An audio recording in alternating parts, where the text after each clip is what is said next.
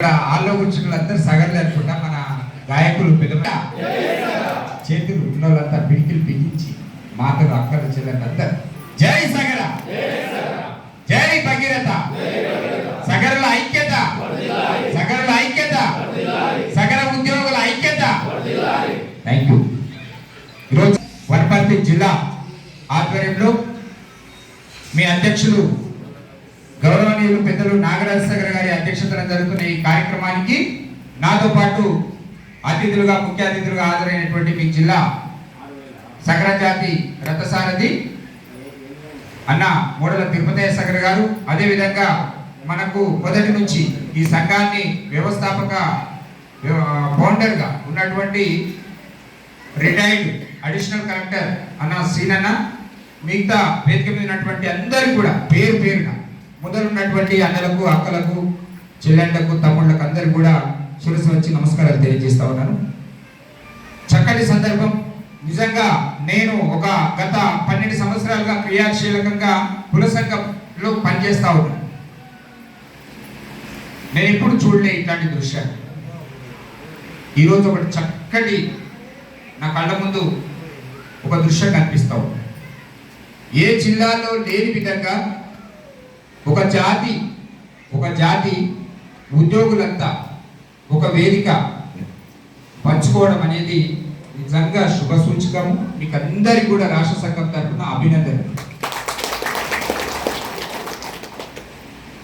ఇప్పుడే అంటున్నాం, మాట్లాడుతున్నాం, మా సీనన్న తిరుపతితో మాట్లాడుతుంటే ఈ వనపర్తి జిల్లాలో ఉద్యోగ సంఘం ఒకటి ఉంది. ఇది తెలంగాణ రాష్ట్రంలో ఉన్నటువంటి ఇతర జిల్లాలన్నిటి కూడా ఆదర్శంగా ఈరోజు కనిపిస్తూ ఉంది. ఇదే స్ఫూర్తితోని తెలంగాణ రాష్ట్ర స్థాయిలో కూడా రాష్ట్ర సగర ఉద్యోగుల సంఘాన్ని ఏర్పాటు చేయబోతున్నామనే విషయాన్ని కూడా నేను ఇక్కడ ముందే ప్రకటిస్తా ఉన్నాను. దానికి మీరే ఆదర్శం, మీరే మీ సంఘమే స్ఫూర్తి. ఇక ఈ విషయం ఇట్లా ఉంటే ఈ రోజు జరుగుతున్నటువంటి ఏదైతే కార్యక్రమం తీసుకున్నారో అభినందన సన్మాన సభ అన్నారు. సందర్భం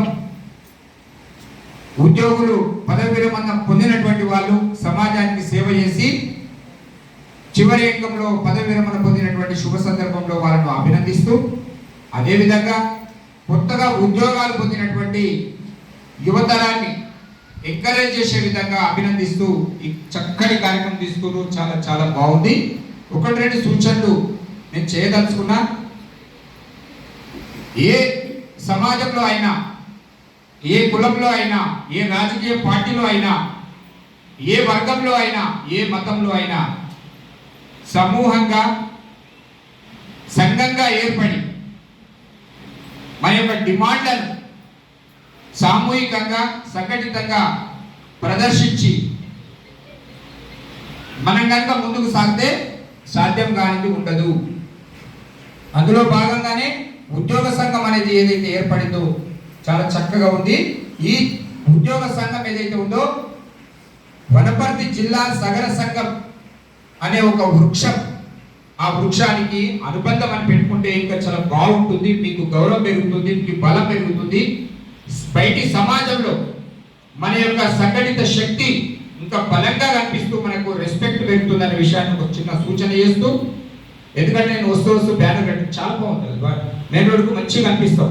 ఆ బ్యానర్ చూడగానే అది సగర ఉద్యోగుల సంఘం, రైట్, వీళ్ళు అంతా కలిసి ఉన్నారు, ఒక మంచి సంకేతం సమాజం. అక్కడ ఈ సంఘానికి అనుబంధం అనేది చిన్నగా జోడించండి. ఒకటి. రెండవ విషయం ఏంటంటే ఇందాక సీనాన్న చెప్పినట్టు మనము వివిధ క్షేత్రాల్లో పనిచేస్తున్నటువంటి వాళ్ళు కావచ్చు, లేకపోతే రాజకీయ క్షేత్రంలో కావచ్చు, ఉద్యోగ క్షేత్రం కావచ్చు, విద్యార్థులు కావచ్చు, రిటైర్డ్ ఉద్యోగులు కావచ్చు, లేకపోతే యువకులు కావచ్చు, మహిళలు కావచ్చు, వింకులుగా పనిచేయాలి. కానీ ఒక గొడుగు కింద పనిచేయాలి. అదే కదా, చుక్క చుక్క నీటి బొట్టు ఒక్క నదిగా మారురా, పెక్కు నదులు ఒక్కటైతే పెద్ద సంద్రమగునురా. ఒక్కొక్క వ్యక్తులంగా ఈరోజు ఉద్యోగ సంఘాలు కలిసి ఈరోజు 200-250 మంది ఇక్కడ ఒక సమూహం, ఒక సంఘం, ఒక శక్తిగా తయారయ్యారు. ఇట్లాంటి సంఘాలందరం కూడా మనం అనుబంధ కమిటీలు అందరం కూడా ఒకటే ఈ ప్రధాన సంఘం ఏదైతే ఉందో ఆ సంఘంకు మనమంతా కలిసి పనిచేస్తే పెద్ద సముద్రం లాంటి ఒక సంఘటన శక్తిని మనం ప్రదర్శిస్తాం. అందుకని నేను ఈ సూచన ఏంటంటే మీరు మీ ఇక్కడ ఉన్న వాళ్ళందరూ కూడా బుద్ధిజీవులు, జ్ఞానవంతులు, క్వాలిఫైడ్ ఎంప్లాయీస్. మనం ఈరోజు సంఘం పోరాటం చేస్తూ ఉన్న ప్రభుత్వాల మీద ఏమని, మాకు రిజర్వేషన్లలో అన్యాయం జరుగుతూ ఉంది, మాకు పేరు గొప్ప యుగం, ద్వాపర యుగం, కలియుగం మొత్తం కూడా హిస్టరీ ఉపనిషత్తులు మొత్తం తీరివేస్తే మా చరిత్ర చాలా గొప్పగా ఉంటది. మా యొక్క రక్త సంబంధికులు, మా తాత ముత్తాతలు ఎవరైతే ఉన్నారో చరిత్రలో వాళ్ళకు పెద్ద రాజులుగా ఏలినటువంటి శ్రీరామచంద్రుడు, భరతుడు, ఈరోజు అంతకు మించి మరి భగీరథుడు, ఇట్లాంటి చరిత్ర మనకు గొప్పగా ఉంటుంది. కానీ ఈరోజు ఈ సమాజంలో ఎక్కడున్నాం మనం? ఈ వనపర్తి జిల్లాలో గంపెడంత మందిలో పిడికెడంత మందికి ఉద్యోగులకు లేవు కదా మనం ఈరోజు. దీనికి కారణాలు అనేకం ఉన్నాయి. పక్కన ఉన్నటువంటి కర్ణాటక రాష్ట్రంలో మన బంధువులకే బీసీఏలో ఉంటారు వాళ్ళు, విద్యార్థులకు మంచి అవకాశాలు వచ్చినాయి. రిజర్వేషన్లలో బీసీలలో ఫస్ట్ కేటగిరీలో వారు ఎంబీబీఎస్ చదవాలన్నా కాలేజీలో సీట్ వస్తుంది, మెడికల్ సీట్. వాళ్ళు ఇంజనీర్ కావాలన్నా, వాళ్ళకు ఐఏఎస్ ఐపీఎస్లు కావాలన్నా వాళ్ళకు విద్యలో అవకాశాలు కలుగుతున్నాయి. మరి ఆ పక్కన ఉన్నటువంటి మహారాష్ట్రలో ఎస్టీలో ఉన్నారు, మరి ఇటు ఉన్నటువంటి ఒరిస్సాలో అక్కడ కూడా ఎస్టీలో ఉన్నారు. మన తెలుగు రాష్ట్రాల్లో మాత్రం బీసీడీలో ఉండడం కారణంగా మీ అందరిలో ఉన్నటువంటి ఇక్కడ ఉన్న మీ అందరూ కూడా ఈరోజు మీకున్నటువంటి తెలివితేటలకు, మీకున్నటువంటి పరిజ్ఞానానికి మీ హోదాలు ఇవి కావు. వాస్తవానికి రిజర్వేషన్ల కారణంగా మనకు అన్యాయం జరిగింది. మన బతుకులను ఈ రిజర్వేషన్లు డ్యామేజ్ చేసినాయి. దానికి ప్రధానమైనటువంటి కారణం పాలకులు, ప్రభుత్వాలు, నాయకులు, రాజకీయ పార్టీల విధానాలు కావచ్చు కాక, కానీ అంతకు మించినటువంటి లోపం ఎక్కడుందంటే మన లోపల ఐక్యత లేకపోవడం, మన లోపల సంఘటిత శక్తి లేకపోవడమే ప్రధానమైనటువంటి కారణమైంది. ఈరోజు సమాజంలో మనకు తెలియదు కాదు, మీరంతా బుద్ధిజీవులు, జ్ఞానవంతులు, చదువుకున్నటువంటి ఉద్యోగులు, మీరు 10 మందికి చెప్పేటువంటి స్థాయిలో ఉన్నారు, మీకు అన్ని విషయాలు తెలుసు. కానీ నేను గుర్తు చేస్తా ఉన్నా, ఈరోజు ప్రభుత్వాలు కానీ, రాజకీయ పార్టీలు కానీ, పాలకులు కానీ, ప్రభుత్వ విధానాలు కానీ ఏ విధానంలో కొనసాగుతూ ఉన్నాయి? ధనబలం, జనబలం. ఎవడైతే ధనం ఉన్నాడో ఈరోజు పటేళ్లు కానీ, రావులు కానీ వాళ్ళు ఉన్నటువంటి ఈ పిడికడంత మంది పోయి ఈరోజు అసెంబ్లీని, చట్టసభలను, పార్లమెంట్ లో కూడా మెజారిటీ సభ్యులుగా వాళ్ళు వెళ్తా ఉన్నారు. వాళ్ళ యొక్క బంధుగణాన్ని వాళ్ళు ఆదరించుకోగలుగుతా ఉన్నారు. ఆర్థిక చేయూతనియడం కారణంగా ఈరోజు రాష్ట్రంలో రాజకీయంగా, ఆర్థికంగా వాళ్ళు మొదటి స్థానంలో నిలబడగలిగారు కొంతమంది అయినప్పటికీ. ఇంకా కొన్ని విధానాలు చూస్తే సంఖ్యాపరంగా జనబలంలో ఈరోజు ముదిరాజులు కావచ్చు, మన బీసీలోకి వస్తే ముదిరాజులు కావచ్చు, మన అన్నదమ్ములైనటువంటి మున్నూరు కాపులు కావచ్చు, పద్మశాలీలు కావచ్చు, లేకపోతే గౌడన్నలు కావచ్చు, ఇంకా కొన్ని 4-5 కులాలు ఉంటాయి మన దగ్గర తెలంగాణ.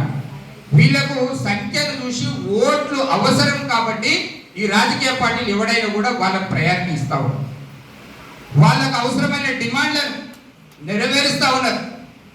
ఈ రిజర్వేషన్లలో కూడా సంఖ్యాపరంగా చూస్తే ఆర్థికమైనటువంటి మూలాలను పరిగణలోకి తీసుకోకుండా కేవలం రాజకీయ లబ్ధి కోసం వీటన్నిటి ఏ విధంగా ఛేదించుకొని పోతే కానీ మన యొక్క పిల్లల భవిష్యత్తు మనం నిర్దేశించుకోలేదు.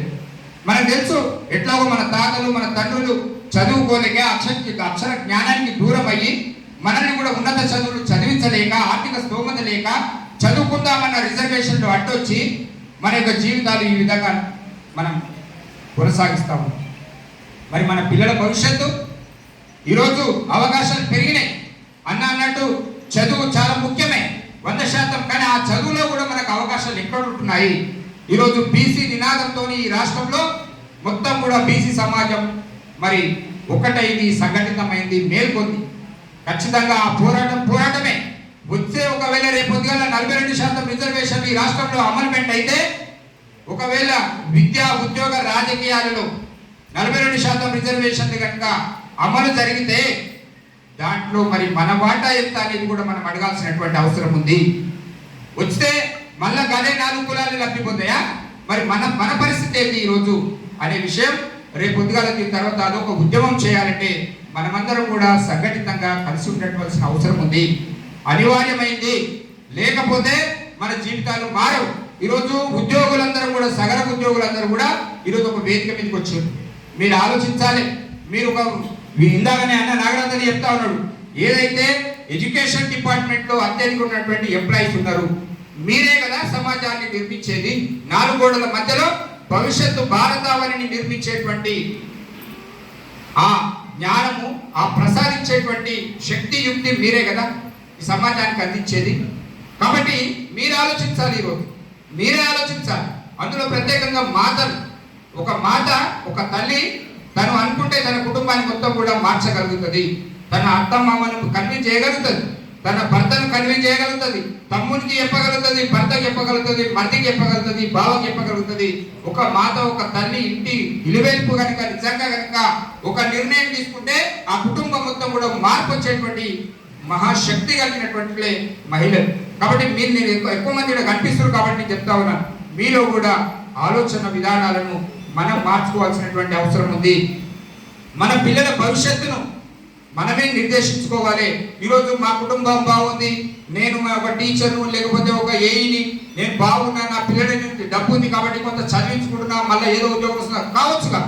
కానీ మన మూలాలు ఇందాక చెప్పారు చాలా మనవాళ్ళు, గతాన్ని మర్చిపోవద్దు, మన పుట్టిన ఊరును మర్చిపోవద్దు, మన కులాన్ని మర్చిపోవద్దు, తల్లిదండ్రులను మర్చిపోవద్దు, గురువులను మర్చిపోవద్దు.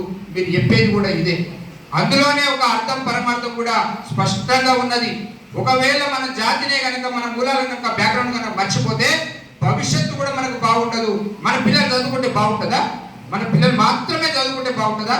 మన పిల్లలు అందరూ చదువుకోవాలి. మన పిల్లలు మాత్రమే చదువుకుంటే రేపు పొద్దుగాల రేపు సంబంధాలు అవసరం ఉంటాయి. లేకపోతే ఏదో ఒక సందర్భం వచ్చినప్పుడు మన బలగం, మన జాతి ఏదైతే ఉంటుందో గొప్పగా ఉన్నప్పుడే మనకు కూడా గౌరవం పెరుగుతుంది, మన పిల్లల భవిష్యత్తు కూడా బాగుంటుందనే విషయాన్ని మీరందరూ గ్రహించాలి.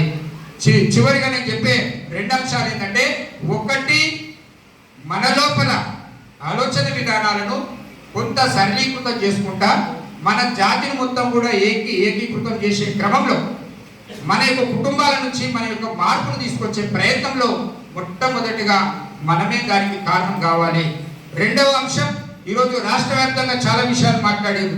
2 ఎకరాల స్థలం ఈరోజు కోకాపేటలో దాదాపు 200 కోట్ల రూపాయలటువంటి ప్రాపర్టీని అప్పుడున్నటువంటి ప్రభుత్వము మన ఆత్మగౌరవ భవన పేరుతో ఇచ్చినటువంటి స్థలాన్ని ఏదో ఇంకో కులానికి ఇచ్చేటువంటి కుట్రలు కుతంత్రాలు చేస్తే దానికి ప్రభుత్వానికి ఛాలెంజ్ చేసి, ఒక సంఘం ఉంది కాబట్టి ఈరోజు మనమందరం మీ అందరూ ఉన్నారు మా ఇంబడి కాబట్టి ఒక వ్యక్తి పోతే అయ్యేది కాదని ఒక సంఘ శక్తితోని మన జాతి ఆత్మ గౌరవాన్ని నిలబెట్టుకునే విధంగా హైకోర్టుకి మెట్లెక్కి ఛాలెంజ్ చేసి ప్రభుత్వం దగ్గర గుంజుకొని మరి అదే ప్రభుత్వం ఉన్నటువంటి మంత్రులతోని శంకుస్థాపన చేసినటువంటి చరిత్ర మనది. ఈరోజు మాట్లాడేది నిజంగా మాట వస్తే ఆ ముఖ్యమైనటువంటి సగర సంఘాన్ని ఈరోజు రాష్ట్రంలో మంత్రులు, ఐఏఎస్లు, ప్రభుత్వంలో ఉన్నటువంటి కీలకమైనటువంటి వ్యక్తులు అక్కడక్కడ ప్రస్తావన చేస్తూ ఉన్నారు. సంఖ్యాపరంగా చాలా తక్కువ ఉన్నాం మనం ఈ రాష్ట్రంలో, ఆర్థికంగా చాలా బలహీనంగా ఉన్నాం, రాజకీయంగా అసలు ప్రాతినిధ్యమే లేదు.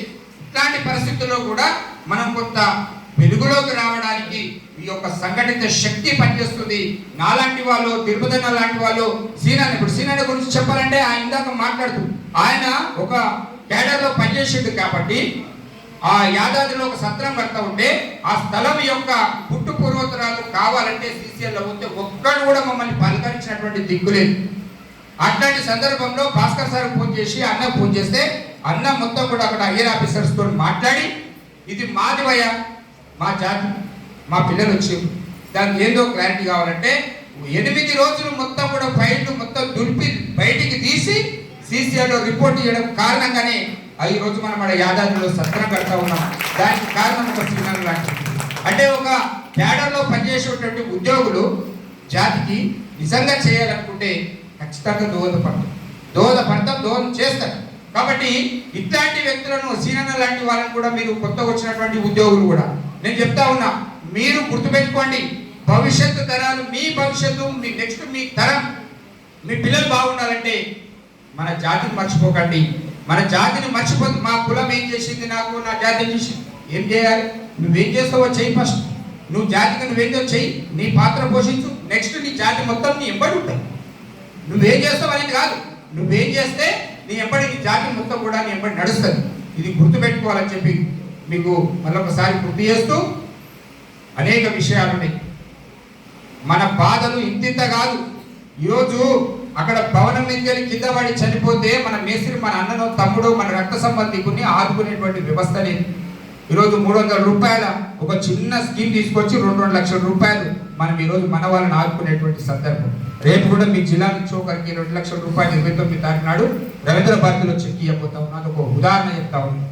అట్లా సంఘము మా యొక్క శక్తి యుక్తులను అన్నింటినీ ఉపయోగించి ముందుకు తీసుకుపోయే క్రమంలో కేవలం మనం జాతి పిల్లల భవిష్యత్తు కోసం మాత్రమే అహోరాత్రులు నిద్రాహారాలు లేకుండా కష్టపడే వాళ్ళం ఈరోజు సంఘంలో అనేక మందిని తయారయ్యాం. ఆ సమూహంలో మీరందరూ కూడా కలిసి రావాలి, మీరందరూ కూడా బాధ్యతాయుతంగా మెలగాలి. భవిష్యత్తును నిర్దేశించుకునేటువంటి శక్తి యుక్తి మనలోనే ఉంది. రాబోయేటువంటి స్థానిక సంస్థల ఎన్నికల్లో కూడా సగరులు ఉన్నటువంటి ప్రతి గ్రామంలో వార్డు మెంబర్గా, సర్పంచ్గా, ఎంపీటీసీగా, ఎంపీపీగా, జెడ్పీటీసీలుగా అన్ని హోదాల్లో పోటీ చేయాలి. పోటీ చేసి గెలుపు ఓటర్లు తర్వాత సంగతి. రాజకీయంగా గుర్తింపు వచ్చినప్పుడే మనల్ని ప్రభుత్వాలు కానీ పాలకులు కానీ గుర్తిస్తారు. ఈ విషయంలో మీరందరూ కూడా ఇనిషియేట్ తీసుకోవాలని చెప్పేసి విజ్ఞానవంతులైనటువంటి నా అన్నదమ్ములకు, అక్క చెల్లెళ్లకు మరి వేడుకుంటూ సెలవు తీసుకుంటున్నాను. జై సగర్.